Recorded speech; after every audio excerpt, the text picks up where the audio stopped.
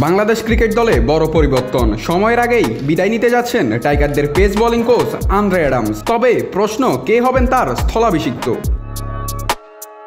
গেল ফেব্রুয়ারিতেই বাংলাদেশ দলের pace bowling coach হিসেবে দায়িত্ব নেন আন্দ্রে অ্যাডামস। নিউজিল্যান্ডের এই সাবেক পেসারের সঙ্গে বিসিবির ছিল 2 বছরের চুক্তি। তবে এই চুক্তির 1 বছর আগেই বিচ্ছেদের পথে হাঁটছে দুই পক্ষ।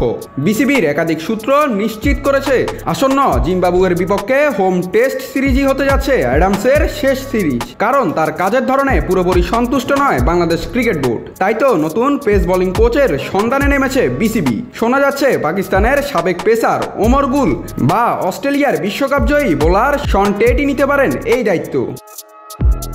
টাইগারদের সাবেক সফল কোচ অ্যালান ডোনাল্ডও আছেন এই তালিকায়। বিশেষ করে ডোনাল্ডকেই গুরু হিসেবে চাইছেন টাইগার পেসাররা। 2022 সালে তার কোচিংয়ে তাসকিন, শরীফুল হাসান মাহমুদদের উন্নতি নজর কেড়েছিল সকলের। তবে 2023 সালের ওয়ানডে বিশ্বকাপে পেসারদের ব্যর্থতায় সমালোচনার মুখে পড়েন তিনি।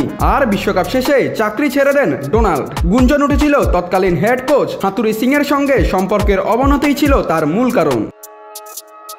এদিকে বাংলাদেশের সাবেক আরেক পেস বোলিং কোচ ওটিস গিবসনের সঙ্গেও কথা বলেছেন বিসিবি। তবে বিসিবির সিইও নিজামুদ্দিন চৌধুরী সুজন জানিয়েছেন এখনও চূড়ান্ত হয়নি কে হচ্ছেন তাসকিন রানাদের নতুন কোচ। তবে আলোচনা চলছে, শিগগিরই জানা যাবে নতুন নাম।